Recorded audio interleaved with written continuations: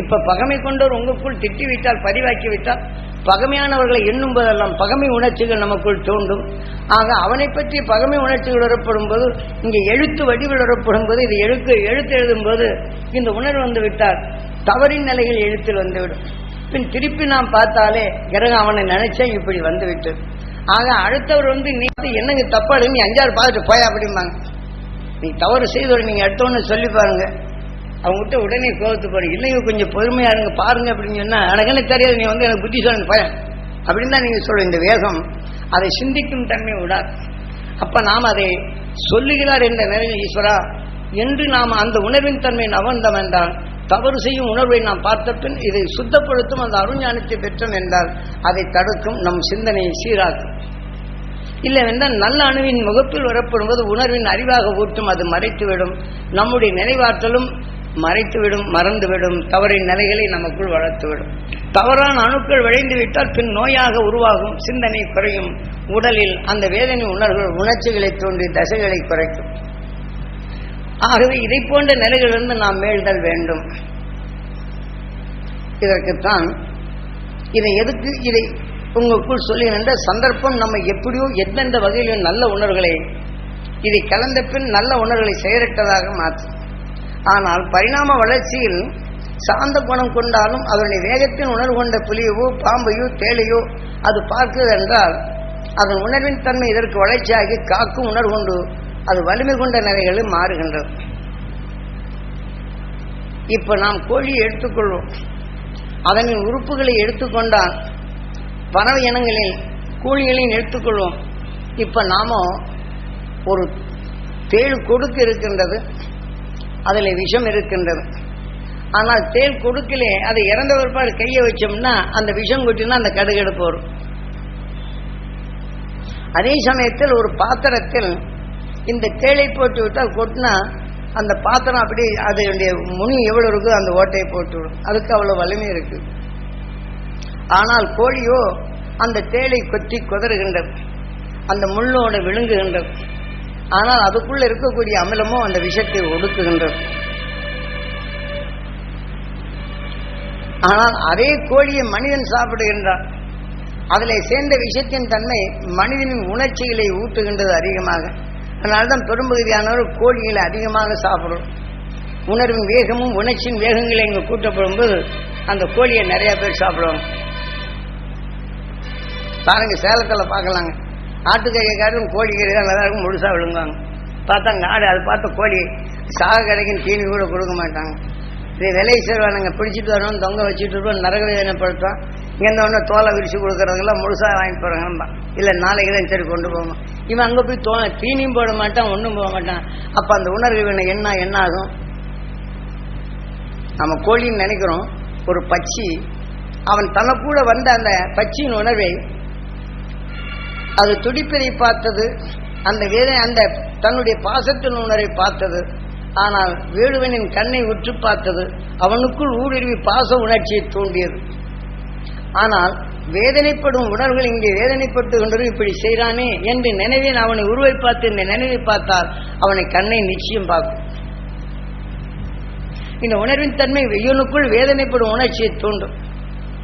அது மாதிரி இந்த தொங்க போட்டு சில பறவை இனங்களை வேதனைப்படுத்தி சாப்பிட்றாங்க பாருங்க, அவங்க உடல்களை பார்க்கலாங்க. அடிக்கடி இனம் புரியாத மூட்டு வலிக்குதுங்க, இடுப்பு வலிக்குங்க, இங்க வலிக்குதுங்க, வயிற்று வலிங்க, ஏன் வலிக்குதுன்னு தெரியாது. இந்த உணர்வின் அணைகள் பல பாகங்கள் வரும். நாம் நினைக்கிறோம் அது பச்சைன்னு, அது உணர்வின் விலைகள், அது உருவாக்கப்படும் நமக்குள் இத்தனை வேலைகளை செய்கின்றன இயற்கையின் சில நிகழ்ச்சிகள். ஏனென்றால் இதைத்தான் வான்மீகி சொல்லுகின்றான். ஆக நாராயணன் சீதா லட்சுமியா மாறினான். எதன் உணர்வை எடுக்கின்றோ அந்த சுவையின் உணர்வாக அதிலே சூரியனிலிருந்து வரக்கூடிய வெப்பம், காந்தம், விஷம். ஆக காந்தம் இதை எடுத்துக்கொள்ளும் போது இந்த சுவையின் சத்தை அது வளர்த்துக் கொள்வது காந்தம். அதான் சீதா சுவை, லட்சுமி அதன் வளர்ச்சியாக வளர்க்கும். லட்சுமி வளர்ப்பாள். லட்சுமி என்ன? அது வளர்க்கும் சக்தி கொண்டது. ஆனால் சீதா லட்சுமி அந்த சுவையை தனக்குள் அரவணைத்து அது வளர்க்கும் பருவத்திற்கு வருகின்றது. ஆனால் அதே சமயத்தில் இவன் அந்த உணர்வின் தன்மை நுகரப்படும் போது அந்த உணர்வு இவனுக்குள் மகிழ்ச்சியாக இருக்கும். ஆனால் அதே சமயத்தில் இந்த உணர்வு உடலுக்குள் அந்த வேதனை உணர்வுகள் அங்கே கிளறப்பட்டு அந்த வேதனை உருவுகளை உருவாக்கும். ஆக இங்கே அந்த கோழியின் உணர்வுகள் இவன் உடலுக்குள் அந்த இது வேதனைப்படுவது பார்த்து அவனை பார்த்தால் போறோம். அவன் உடலுக்குள் வேதனைப்படும் உணர்வுகளுக்கு இது உணவாகின்றது. அந்த உணர்வின் தன்மை வளர்ச்சாமி இப்ப இவனுக்கு தெரியாது. எந்த கோழியை சாப்பிட்டாலும் அந்த உணர்வின் தன்மை வளர்ந்தப்போ அது வேதனைப்பட்ட உணர்வெல்லாம் முதல்ல வீரியமா இருக்கும். பின் அதனுடைய நிலைகள் பார்த்தோன்னு எம்மம்மா சாப்பிட்டன. கடைசியில் டாக்டர்கிட்ட போனா என்ன ஆகுது, இந்த வேதனை உணர்வு அங்கே சேர்க்கப்படும் போது இந்த கோழியை சாப்பிட்டான்னா அடுத்தாபடி அது விஷயம், சாப்பிட்டானே நீ செத்து போயிடும். டாக்டர்கிட்ட சுபாசு போப்பும் இதை சொல்லணும், கோழிக்கறி ஆகாது. இதே மாதிரி ஆட்டுக்கறி நிலையை சாப்பிட்டு உடலுக்கு அனுமதி அதை வேதனைப்படுத்தி ரசிச்சு பார்த்து இருந்தால் அறுக்கும்போது வேடிக்கை பார்த்தா போறோம். அதன் உணர்வின் தன்மைக்குள் வேதனையின் தன்மை வரப்படும் போது அதன் உணர்வை மாற்றப்படும் போது அடுத்தாப்புல இருந்து நீ இது ஆட்டுக்கறி சாப்பிட்டா உனக்கு ஆகாது டாக்டர் சுபாஷ். ஏன்னா அந்த உணர்வின் தன்மை எதிர்மறையாகி விஷத்தின் தன்மை அணுக்களாக மாற்றும். எதனின் தசைகளை புசித்தோமோ அது உணர்வின் தன்மை இயற்கை எப்படி மாறுகின்றது என்ற நிலையை குருநாதர். அது மட்டும் இல்லை, நாட்டுக்கு வேட்டைக்கு போக கிடைக்கல, இங்கே 2 கோழி ஏதாவது கொண்டுட்டு போவோம். அங்கே எல்லாம் நாம் சாப்பிட்டோம், நீ என்னென்ன நிலைகள்லாம் ஆளாவலை அப்படின்னு சொல்லி போட்டு அங்கே உணர்வை காக்கும்போது அப்போவே பயம் வந்துடுச்சு. எப்போ வேட்டைக்கு போகிறது, மான்களை சுடுறது, அங்கேயும் 4-5 பேர் போட்டு சுட்டு திங்கிறது, இந்த மாதிரி எல்லாம் இருந்துக்கிட்டு இருந்தோம். அது கிடைக்கலைன்னா என்ன செய்யறது, இங்கே இருந்து 2 கோழி கீழே 2 பிடிச்சி போகிறது, கிடைக்கலன்னு அதையாவது தின்னுட்டு வரணும். போனோன்னு வேட்டைக்கு போனதுனால எல்லாமே கிடைக்குது, சரி ஏன் வந்து போகணுட்டு இதை போட்டுங்கிறது. ஆனால் இது இல்லைன்னா அங்கே என்ன செய்யறது, மானுக்குன்னு ஏதாவது கிடைச்சுன்னா வேற ஒன்று சோறு பொங்குற மாதிரி 2 சீரகம் 2 மிளகாப்பொடி போட்டு 2 உப்பு இவ்வளோதானே. அதுக்கு வேற ஒன்று கொண்டு 2 மிளகு போட்டுறது, சீரகத்தை போட்டுறது, அந்த 2 உப்பு, இதை தான் கையில் பொடி பண்ணி கொண்டு வரும். அடுத்தோன்னு அப்படியே என்ன செய்யறது, வேக வைக்கிறது. அந்த ரசம் வந்துடும், அதை எடுத்து ஆளு கொஞ்சம் குடிக்கிறது, இது கொஞ்சம் எடுத்து சோறு மாதிரி சாப்பிட்டுக்கிறது. இந்த மாதிரி பழக்கப்படுற நீ எங்கெல்லாம் போவடா அப்படின்னு உண்மையை நீ சாப்பிட்ட, நீ எப்படியெல்லாம் நீ அவசரப்பட போறடான்னு முதல்ல இந்த பயத்தை விட்டார். சொல்லணும், எனக்குள் அந்த உணர்வின் நிலைகள் வரப்படும் போது இந்த நினைவின் ஆற்றல் அது துடிக்கும் உணர்வுகள் உனக்குள் எப்படி அது அணுக்களாக மாறுகின்றது, அந்த நினைவின் ஆற்றல் உனக்குள் எப்படி இயங்குகிறது என்ற நிலையை தெளிவாக காட்டிய பின்னா கரியை கண்டா நம்மளுக்கு பயம். நீ வாசனை நுகர்ந்த அப்படின்னு சொன்னா உனக்குள்ள அது இருக்கு, அந்த அணுவுக்கு சாப்பாடு கேட்குது. நீ நுகர்ந்தேன்னா அந்த வாசனை வரும். நீ 1 கிலோக்கு பதில் 10 கிலோ சாப்பிட்றடா அப்படின்ற. இப்படியெல்லாம் என்ன இந்த இயற்கையில் அதை நுகர வச்சு அந்த இயக்கங்கள் எப்படி என்று நிலையை தெளிவாக காட்டினார். அதனால கறி சாப்பிட்றவங்க இருந்தால் நான் வேண்டான்னு மட்டும் சொல்றதில்லை. ஏன்னா அதை எடுத்தோம்னா இது தனியா போகும். வேண்டாம்னு நினைச்சங்க நிச்சயம் 10 கிலோ சாப்பிட்ட மாதிரி ஆகிப்போகும். அதனால நாம் அந்த அருஞானம் பெற வேண்டும் என்ற உணர்வை தனித்து விட்டால் ஈர்க்கும் சக்தி குறைகின்றது. இப்படித்தான் நாம் என்ன செய்யறோம், இதை தடைப்படுத்தாம இருந்த உணர்வு வந்து கொடுக்கலைன்னு அதே நோயா மாறும். அந்த உணர்வின் வேகத்தை கூட்டும். பாருங்க, சில பேர் இந்த மட்டன் சாப்பிட்டவங்க கடைசியில பாருங்க உயிர் கறக்கு புறக்குன்னு எடுத்துக்கிட்டு இருக்கான். சீக்கிரம் உயிர் போகணும்னு நினைச்சு 2 அவர் என்ன பிரியமா சாப்பிட்டாலும் அந்த கறியை எடுத்து வேக வச்சு வைப்பாங்க. இந்த வாசனை கண்டு டபக்குன்னு வெளியே வந்துடும். இப்ப இது எங்க போகும், ஆட்டுக்கிட்ட போகும். ஆட்டுக்கறி மேல நினைவு இருந்துச்சுன்னா வேற மனுஷங்கிட்ட போகாது. ஆடு ஈர்ப்புக்குள்ள போய் அங்க சுத்திட்டு இருக்கு. அப்புறம் இங்க ஆட்டுக்கறி சாப்பிட்டாரு, இப்ப நான் அங்க போகணும்னா மேன் இருக்கும். அடுத்தாப்புல எடுத்தான்னா அந்த வேலையை செய்ய ஆடுங்க. இதெல்லாம் பச்சையா காட்டுறாருங்க. அதனால நமது வாழ்க்கையில் நாம் எதை கூர்மையாக பார்க்க வேண்டும், துருவ மகிழ்ச்சியின் உணர்வு நாம் பெற வேண்டும் என்ற நினைவினை கூர்மையாக விண்ணை நோக்கி செலுத்த வேண்டும். அவன் உருவான உணர்வின் தன்மை இன்றும் ஒளி சுடராக வருகின்றது. துருவ நட்சத்திரம் உங்களுக்கு தெளிவாக தெரியும். அதை நுகரப்படும் போது அது ஒரு விதமான இளம் நீளமான நிலைகள், அது அதனுடைய ஒளி வீசும். விஷத்தின் தன்மை ஒடுக்கிய பின் அதன் உணர்வின் ஒளியாக தான் காட்டும். இப்ப நட்சத்திரங்களின் தெரிவதில் இளநீளங்கள் தெரிந்தால் வைரங்களில் எதை ஒன்று அதை காட்டி நட்சத்திரத்தும் இதே போன்றுதான் தெரியும். இதை போல நாம் அந்த விஷத்தின் தன்மை ஒளிக்கு ஒளியாக மாற்றும் திறன் கொண்டது. அதனால நாம் எதை பெற வேண்டும் என்றால் துருவ மகிழ்ச்சியின் ஆற்றலை நாம் பெற வேண்டும் என்ற ஏக்க உணர்வை நமக்குள் செலுத்துதல் வேண்டும். ஆக அதை கூர்மையாக எண்ண வேண்டும். அதை அதிகமாக வைத்தால் அதன் அவதாரமாக உயிர் ஒளியாக மாறும். இதில் ஒன்றும் சிரமப்பட வேண்டியதில்லை. ஆட்டு மேல கூர்மையா என்னங்கன்னா அந்த உணர்வு வரும், அந்த மனம் வரும், ஆடா பிறப்பீங்க. ஒருத்தர் எனக்கு பகமையா எனக்கு தொல்லை கொடுத்தான் உணர்வை கூர்மையாக வலு சேர்த்தீங்கன்னா அடுத்தபடி அவங்க உடல் தான் எல்லை. அங்கே உடல் போய் பேயாக ஆட்டி நம்முடைய பகைமை உணர்வை அங்கே வளர்ப்போம், அதை வீழ்த்துவோம். அதன் உணர்வு கொண்டு எண்ணி அது பேயான பிற்பாடு நரகலோகத்துக்கே அனுப்புவோம். ஏன்னா நரகலோகம்னா ஆடு மாடு பாம்பு இதை போல. அது ஆடு எல்லாம் மறுபடியும் சீக்கிரம் மனிதனுக்குள்ளே சீக்கிரம் வர்றாப்புல இருக்குது. ஆனால் பாம்பா வந்துடுச்சுன்னு என்ன செய்யுது? பாம்பு நம்மை கடிச்சா பாம்பா பிறப்போம். ஆனால் பாம்பை நாம் அடித்தா பாம்பு நம் உயிரா மனிதனாக பிறக்கும் நினைவு, அடித்தவன் நினைவை அங்கே கூர்மையாக பார்க்கின்றது. அந்த உணர்வின் வலிமை கொண்டு இவன் உடலுக்குள் வரும். இதை ஒவ்வொன்றும் தெளிவாக்கி அனுபவ ரீதியாக கொடுத்ததுதான் உங்ககிட்ட சொல்றேன். ஆகினால் நமது கூர்மை எதிலே வளர வேண்டும்? அருள் மகிழ்ச்சியின் உணர்வுகள். நாம் இங்கே பகமை கொண்ட வாழ்க்கையை நாம் பார்க்கின்றோம். பத்திரிகை வாய்களையும் மதங்களின் வெறுப்பான உணர்வுகளை பார்க்கின்றோம். பழிதீக்கும் உணர்வுகள் நடப்பதையும் கருத்தில் கேட்கின்றோம். உணர்வுகள் அதுவாக்கப்படும் போது நம்மளுக்கு சிறு குறையேற்றாலும் நமக்குள் பழிதீக்கும் உணர்வுகளை தூண்டு வைக்கும். உங்களை அறியாமலே பேச வைக்கும். நீங்க பேசவில்லை. ஒரு நாடாவில் நீங்கள் ஓடிக்கொண்டே இருக்கும்போது இடைமறித்து மற்ற உணர்வுகள் பதிவாகிட்டு அந்த இடம் வந்தோம்னா கராபுராங்கம் எதிர்மறையாகும்.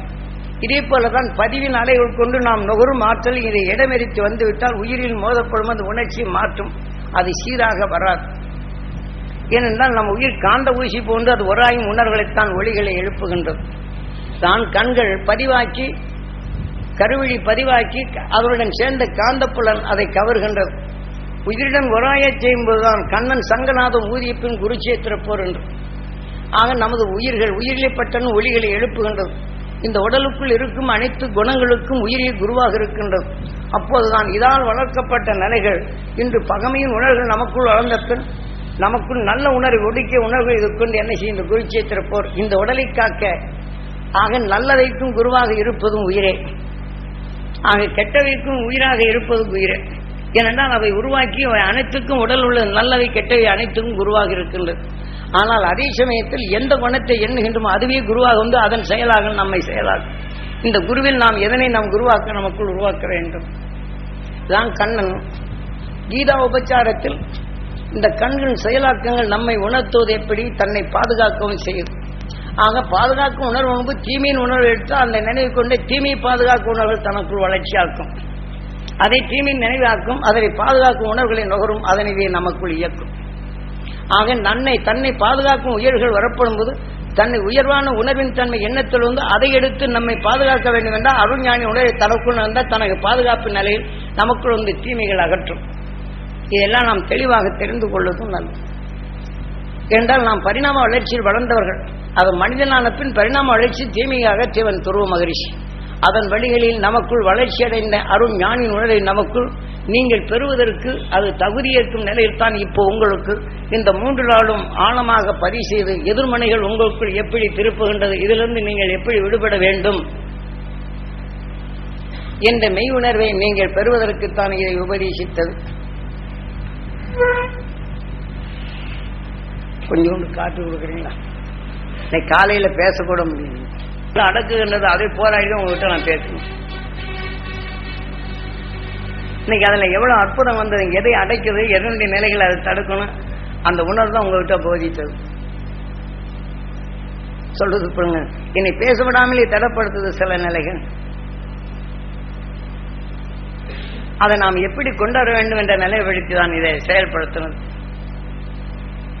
ஆகவே இதை வழியறிந்து செயல்படும் உணர்வின் உணர்ச்சிகளை உங்களுக்குள் பதிவாக்கி சந்தர்ப்பங்கள் உங்களை அறியாது இயக்குமே என்றால் இதை நினைப்படுத்தி எண்ணும் போது உங்களுக்குள் இப்போ உபதேசித்த உணர்வுகள் அந்த சந்தர்ப்பத்தை பயன்படுத்தி உங்களை காத்துக்கொள்ள இது உதவும் என்பதற்குத்தான் இதை சொல்லுது.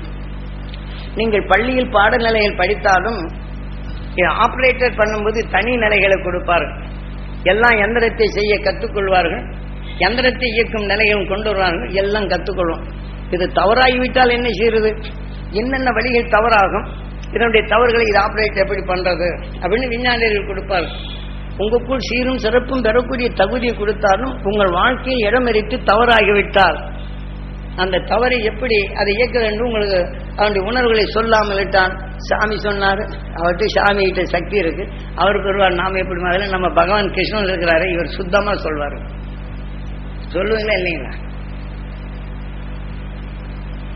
இதுக்கெல்லாம் சந்தர்ப்பத்தில் அவர் என்ன நான் கூட குருநாதர் சொன்னது, அவளுக்கு சக்தி இருக்கிறத சரி நம்மளை இப்படி பிடிச்சி வாட்டுறாரே அப்படின்னு நானும் சொன்னது. நீங்க மட்டும் இல்லை, இப்படி சொன்னவன் தான்.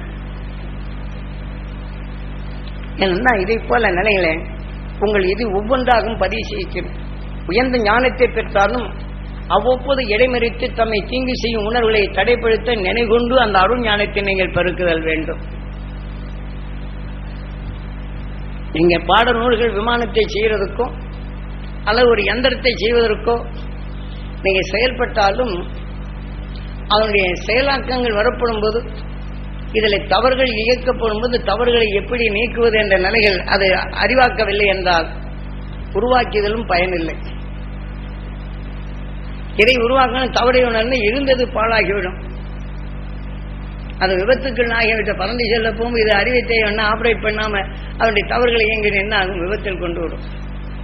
நீங்க கார் ஓட்டிட்டு போகும்போது இதனுடைய உடனே செயல்படுத்த வேண்டாம். ஸ்டேரிங் போயிட்டால் இது என்ன செய்யறது, எதிர்மறையான நிலைகள். இப்ப பிரேக் பிடிக்கல அப்படின்னு நீங்க என்ன செய்ய போறீங்க, அந்த கியரின் உணர்வுகள் போட்டு டக்குன்னு இது பண்ண இது பல்லுகள் போனாலும் போற வேகத்தை குறைக்கும், அடைச்சி நிறுத்திக்கலாம்.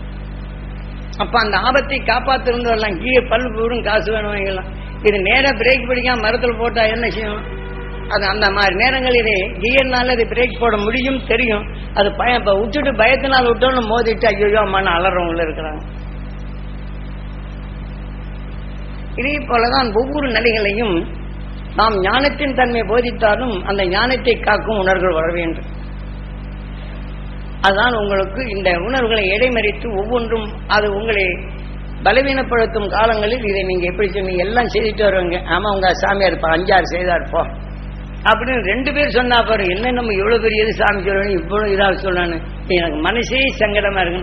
அடுத்தாப்பு நீங்க தியானத்தில் உட்கார்ந்து என்ன செய்யும், இதை எடுக்க மாட்டேங்க, இவன் சொன்னதான் எடுப்பீங்க. இப்படி சொல்லிவிட்டானே இப்படி சொல்லிவிட்டானே இந்த உணர்வு வளர்ப்பங்க. அப்புறம் தியானத்துக்கு வர்றது என்ன சாமி மனதில் சொன்னா அன்னைக்கு இருந்து பார்த்தோன்னு தியானத்தில் உட்காரவே முடியல. அப்ப யாருக்கு சக்தி கொடுக்குறீங்க? நம்ம கிருஷ்ண பகவான் 5-6 தடவை சொல்லியிருக்கிறார். இவங்க சொல்லிட்டாங்க நம்ம மனசே வரலைங்க உட்கார முடியலன்ட்டு. இந்த சாமி அடிக்கடி கிருஷ்ண பகவானை சொல்றாங்க, கோச்சுக்கிறாங்க பகவான். அது மாதிரி சில நேரங்களில் இதை நம்ம எது தடுக்கின்றது அப்படின்னா அந்த மாதிரி நேரங்களிலும் அவனுடைய வலிமைதான் நமக்குள் நாம் எடுக்கும் நிலையில் தடையாகின்றது. ஆனால் தவறென்று அவன் அறியாது இயக்கிருந்து அதை நமக்குள் போக தடைப்படுத்தி நம்முடைய உணர்வை இடைமறித்து அவனை உணர்த்தும் நிலைகளுக்கு நாம் வலுவர வேண்டும். ஆக அந்த மகிழ்ச்சியின் சக்தி நான் பெற வேண்டும் என்ற உணர்வை தனக்குள் வலுவேற்றிக் கொண்டால் அவன் தீமையின் உணர்வுகள் உள்ளே வரார். நாம் நல்ல குணங்கள் கொண்டுதான் அவனை உற்று பார்க்கின்றோம். ஆனால் அவனுக்கு சொல்ல வேண்டும் என்று எண்ணுகின்றோம். 5-6 செய்தார்னா அந்த நல்ல உணர்வு என்ன செய்யும், உணர்வு பதிவாகணும்னு இது என்ன செய்யும், அது இயக்கக்கூடிய தன்மையை தடைப்படுத்தும் நமக்குள்ள இருந்து. அப்ப நல்ல உணர்வு ஈர்க்கும் சக்தி குறைந்து விட்டால் நம்ம என்ன செய்வோம், அந்த தீமையின் உணர்வு நல்ல அணுக்களுக்கு முன்னாடி இருக்கின்றது. ஒரு விளக்க போட்டு இதா இருக்கும்போது அதை இந்த கருப்பு நிற இதை காயத்தை போட்டு முடிச்சாலையும் உள்ளுக்கு வெளிச்சம் இருக்குது. ஆனால் இங்கே இருட்டா இருக்குது, பொருள் காண முடியும். இருளை போன்று கருநிறத்தை காட்டும்போது கருப்பா இருக்கக்கூடிய எழுத்தை நாம் பார்க்க முடியுமோ? இதை போன்றுதான் இந்த உணர்வின் நிலைகள் நமக்குள் அணுக்களின் வளர்ச்சிக்கு சில நேரங்கள் இது மாற்றப்படும் போதுதான் இதை நம்மை மாற்றி விடுகின்றது. இப்ப மான் சாந்தமானதான் புலியின் உணர்வை சுவாசிக்கும் போது மானின் அணுக்குள் இது முன்னணியில் வந்து விடுகின்றது. ஆனால் புலியின் நினைவாற்றலே வருகின்றது. அதிலிருந்து காத்திடும் உணர்வு வலுப்பெறுகின்றது. இருந்தாலும் அந்த உணர்வு இதற்குள் வந்த பின் புலியின் நினைவை வலுப்பெற்று விடுகின்றது. உடலை விட்டு போனவன் எங்க போகுது, புலியின் உணர்வுக்குள் போயிடும். இதே போலதான் நமக்குள் தீமை செய்யும் உணர்வுகள் நமக்குள் நல்ல உணர்வு கொண்டு பெற வேண்டும் என்றாலும் பிறரடி உணர்வுகள் நமக்குள் நல்ல அணுக்கள் திரை போட்டு விட்டால் என்ன செய்யும், இது நாம் சிந்திக்கும் நிலைகள் அறிவை நமக்கு தடையா வந்து சேரும். இதை தொடக்க வேண்டும். அப்போதே ஈஸ்வரா இந்த உணர்வை சேர்த்து துருவ மகிழ்ச்சியின் சக்தி பெற வேண்டும், என்னுடன் முழுதும் படர வேண்டும். அவன் என் பாறை அவனை இருளை போக்கும் நிலையாக மாற வேண்டும். என் சொல் அவனை உண்மை உணர்த்தும் செயலாக வர வேண்டும் என்று உணர்வை எடுத்துக்கொள்ள வேண்டும். ஆக இந்த உணர்வின் ஒளிகள் பெறப்படும் போது அவன் நம்மளை எண்ணும்போது ஊடுருவும். எதன் காரணத்தால் நாம் நல்லது சொல்லும் போது அவன் தீமையின் உணர்வுகள் இதை சேரும்போது அவனுக்கு அங்கு முன்னணியில் இருக்கும். அவனுக்குள் வெளிப்பட்ட உணர்வுகள் இங்கே நமக்குள் முன்னணியில் இருக்கும். ஆக இதுவே நாம் எடுத்துச் சொல்லப்படும் போது அவன் அடுத்து இதை நாம் வெளிப்படும் போது முன்னணிக்கு நாம் சொல்லும் நிலை அழைக்க அவனை திருத்தும். இல்லை என்றால் நமக்கு முன்னணியில் இருப்பது அவனில் நம்மை மயக்கிவிடும். இதை நாம் தெரிந்து கொள்வதால் வேண்டும். சொல்றது உங்களுக்கு அர்த்தமாகுங்களா? நாம் உண்மையை சொல்லுகின்றோம், அவன் தீமையின் உணர்வை சுட்டி காட்டுகின்றோம். அப்ப அந்த தீமையின் உணர்வு முன்னணியில் வருகின்றது அவனுக்கு. ஆனால் நாம் நுகரும் உணர்வுகள் தீமையின் உணர்வுகள் முன்னணியில் இருக்கப்படும் போது அவன் மறுக்கின்றான். அவனுக்கு எதிர்நிலை. ஆனால் தீமையின் உணர்வுக்கு நாம் சொன்ன நன்மையின் உணர்வு அது மறைத்திருக்கின்றது. ஆனாலும் அவன் அதிலிருந்து உருவான தீமையின் சொல்லுகளை நமக்குள் கேட்டவுடனே நல்ல உணர்வுக்கு இங்கே தலைமறைவாகி வருகின்றது. அப்போ இதை அந்த மகிழ்ச்சியின் சக்தி பெற வேண்டும் என்று இதை தொடைத்து விட்டு இந்த உணர்வின் நினைவலைகளை நாம் சொல்லப்படும் போது தன்னிச்சையாக அது ஈர்க்கும். அங்கே நம்மளை எனக்கு 5-6 பெரிய மனுஷன் மாதிரி சொல்றான் அப்படின்னு நினைப்பான். இது கொஞ்சம் கொஞ்சமா போகும். அந்த உணர்வு ரொம்ப அவனுக்கு ஒரு சந்தர்ப்பம் இக்கட்டான நிலை வரும். பதில் சொல்லாது திணறுவான். அவர் சொன்னது சரியா போச்சுங்க அப்படின்னு திருப்பத்துக்கு வரும்போது உங்களுக்கு தேடி வருவார். அந்த உணர்வின் தன்மை அவர் முடக்கப்படும் போது சிந்தைக்கும் தன்மையும் அங்கே வருகின்றது. இதுதான் காந்திஜி சொல்லுகின்றார். ஆக சாந்தத்தை நீ வலிமை பெறும்போது அவன் காந்திஜி எல்லாம் பைத்தியக்காரன்னு சொல்லுவாங்க. ஆனால் அவருடைய உணர்வின் வலிமை எதிரி எப்படி மடக்கியது, ஆக சுதந்திரம் கொடுத்தது எப்படி. இதை போல நம்மளுக்கு சுதந்திரத்தை, நம் நாட்டை பகமை இல்லாத நிலைகள், பகமை போர்கள் உருவாகாதபடி சாந்தத்தின் வலிமை கொண்டு நம்மளுக்கு பெற்றுக் கொடுத்தார். பகமை போரை உருவாக்கியவர் அனைவரும் இன்னைக்கு காணாமல் போயிட்டாங்க. வாங்கிய பின் பகமை உணர்விலே இன்னைக்கு வளர்க்கப்பட்டு அந்த காந்திஜியின் சாந்தத்தையே இழக்க செய்து விட்டார். இன்னைக்கு இருக்கிற நிலைகள் காந்திஜியை பழித்து பேசுவதுதான் தவிர காந்திஜியின் ஞாபகப்படுத்துவோர் யாரும் இல்லை. காந்திஜி தான் நம்மளுக்கு சுதந்திரத்தை வாங்கி விட்டாங்க. யாராவது இருந்தாங்களானா இல்லை. 5-6 வாங்கி விட்டாரு. இப்படி சொல்வருடைய கொள்ளை அடிப்பவர்கள், கொள்ளை அடித்துக் கொண்டு இருக்கிற வாங்கிய சுதந்திரத்தை பறித்து அவர்கள் சுகத்தை அனுபவித்துக் கொண்டு அவனை கொள்ளையன் என்று சொன்னோம். அதை காட்டிலும் பல கொள்ளையனாக மாறிவிட்டார்கள். அந்த கொள்ளையனுக்கு உறுதுணையாக இருந்து அன்று பேசுகிறவர்களும் அவர்களே. இங்கே சுதந்திரம் கொடுத்தால் ஆட்சி புரிய மாட்டான் என்று சொன்னவர்கள் அவர்களே. அதை பின்பற்றி நடத்துவர்கள் அதையே செயல்படுத்தி காட்டுகின்றார்கள். ஏனென்றால் உணர்வின் இயக்கங்கள் எதுவாக மாறுகின்றது, காந்திஜியின் செயலாக்கங்கள் எப்படி மறைந்தது. ஆக உண்மையின் நிலைகள் மறையப்படும் போது அவர்களுக்கு இந்த தண்டனை என்ற வரும் நிலைகள் நாள் அல்ல, எல்லாருக்குமே இப்ப வந்து கொண்டிருக்கின்றது. யாரு நீ பார்க்கணும்ல. இதை போன்ற உண்மையின் உணர்வு வரப்படும் போது தவறு செய்வர் உணர்வுகள் நிச்சயம் இதுவும் வரும். ஆக தவறிலிருந்து விடுபடும் உணர்வுகளை அந்த அருஞானி உணர்வுகள் வீணாவதில்லை. ஆகவே அருள் மகிழ்ச்சி உணர்வை நாம் பரப்பப்படும் போது வாழ்க்கையில் இருப்பதெல்லாம் அதில் ஆட்சியில் இருக்கும் வரைதான். தவந்தித்தால் என்ன ஆகும்? ஆக ஆட்சியில் இருக்கும்போது உகந்த கருத்துகளையும் உயர்ந்த ஞானத்தையும் பரப்பினால் அவர் என்றும் நிலைத்திருப்பார். இந்த உடலை விட்டு சென்றாலும் உயர்ந்த ஞானத்தையும் பெறுவர். ஆக உடலீச்சியின் நிலைக்கும் தன்னுடைய உயர்ந்த புகழுக்கும் எண்ணி ஏங்கினால் அந்த உயர்வின் தன்மை தன்னை அறியாத நல்ல உணர்வுகளை அது அழித்துவிடும். ஆகவே மக்களை காக்க வேண்டும் என்ற உணர்வை அது உயர்த்திவிட வேண்டும். மக்களை காத்தவருடைய அருள் ஞானியின் உணர்வை நமக்குள் அது தனக்குள் முதலை செயல்படுத்தி காட்ட வேண்டும். ஆக ஞானத்தின் வழிகளை கொண்டு எத்தனையோ தத்துவ ஞானிகள் நம் நாட்டிலே திறந்தார்கள். அந்த தத்துவ ஞானிகள் முன்ன மொழிகின்றார்கள். ஏனென்றால் ஒரு உள்ளுக்கு இருக்கக்கூடிய பதார்த்தத்தை சாப்பிடுவதற்கு மேல முலாம் பூசு போன்ற இங்க இருக்கக்கூடிய அசுத்தத்தை மறைப்பதற்கு முலாம்களை பூசுகின்ற தவறு செய்வோர்கள் அந்த ஞானியின் பேரை முன்வடுகின்றனர். தனக்குள் இருக்கும் அசுத்தத்தை அவர்கள் மறந்து விடுகின்றார்கள். ஆக எது எப்படியானாலும் உயிரின் தன்மை இருந்து தப்புவது மிகவும் கடினம். நம்மை எண்ணுவதை உருவாக்கும் அவனே, உடலாக்குவது அவனே, யாரை ஆண்டு கொண்டிருப்பது அவனே. ஆக உயிரின் இயக்கங்களிலிருந்து தான் எதை உருவாக்கியதோ அதன் பிடியிலிருந்து எவரும் தப்ப முடியாது. இதான் இன்றைய செயல் மாலை சரீரம். குருநாதர் அதாங்க, இன்னைக்கு நீ உயர்ந்தது என்ன, உயர்ந்த செயலை செய். அந்த உயர்ந்த செயலாக்கும் உணர்வை சரீரமாக அடுத்து இந்த உயிர் உருவாக்கும். ஆக உயர்ந்ததை ஆக்கும் உணர்வின் தன்மையை அந்த துருவன் தனக்குள் எடுத்து இந்த உலகின் நிலைகளை இருளை போக்கும் அருளின் ஒளியாக நிற்கின்றது. அதன் உணர்வு இந்த உடைய இன்றைய செயலாக உருவாகும்.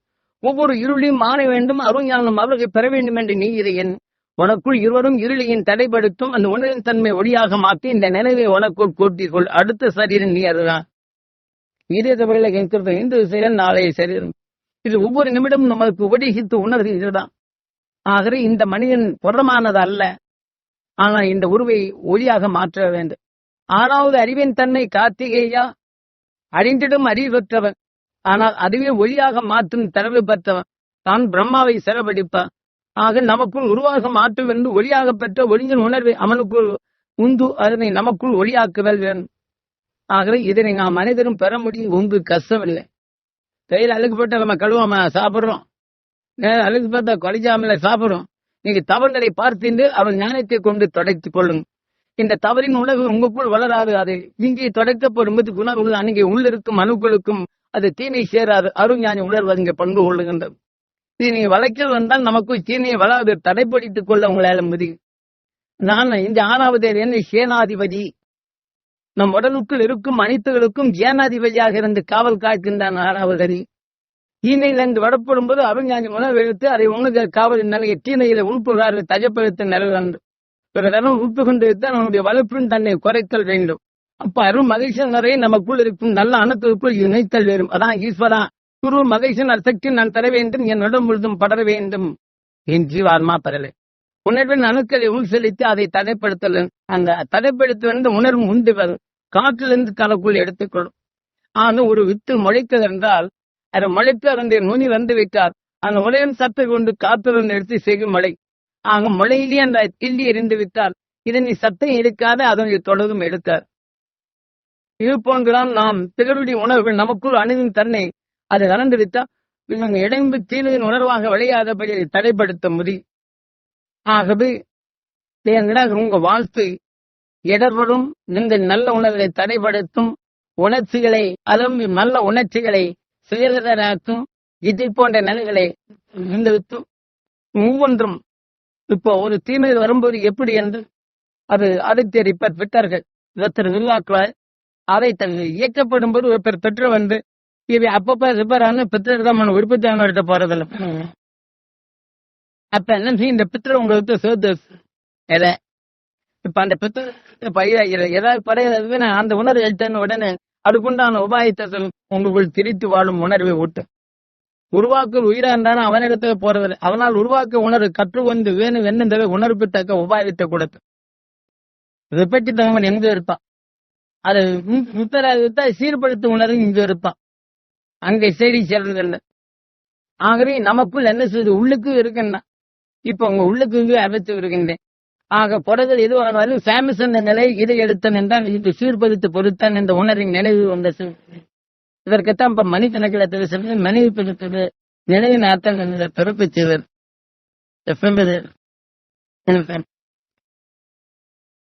அதனால்தான் இந்த உபதேசித்த நிலையூறு அபிஞான நினைவு எங்க நினைவுண்டு இது சீர்படுத்த உணர்வை அது வெண்ணப்படும் அவை கவர்ந்து இது சீர்படுத்த நினைவு வர வேண்டும். அது உணர்வாக அந்த கற்றுக்கொண்டத்தின் பித்தரை அமைத்து கொண்டத்தின் பித்தரை நீங்க பிறங்க மேனேஜ் இந்த உணர்வுலாம் வர நீங்க சரி பண்ண முடியாது. ஆனா இந்த பித்தர்கிட்ட சொன்ன உடனே உடனே பர்சன் செய்வாங்க. இல்லாம இன்னும் சரி சொல்லிட்டு அந்த பித்தர் ஆகவே உங்கள்கிட்ட ஒரு உணர்வின் தன்மை சீர்படுத்தும் உணர்வு கொண்ட அந்த அறிவை எங்க போல் பிரதிவாக்கும் போது நினைவிறப்பும் அறிவின் நயனமாக இயக்கும் அவர் ஞானத்தை தரும் தகுதியோரும் உங்களுக்குள் ஒரு மரியாதை இருவழி போக்க இது வழிவகுக்கும். அதற்குத்தான் இறைச்சலும் எல்லா செயலாக்கங்களையும் எல்லாம் உண்டு நம் முன் அதனை நுகர்ந்தறியும் உணர்வும் தான் கடவுளின் அவதாரம் கூர்மை அவதாரம் என்று ஒன்றை பார்த்து தனக்குள் பதிவான் கொண்டு இது நீ வலிமை அதிகமாவது வராகன் ஆய்ந்த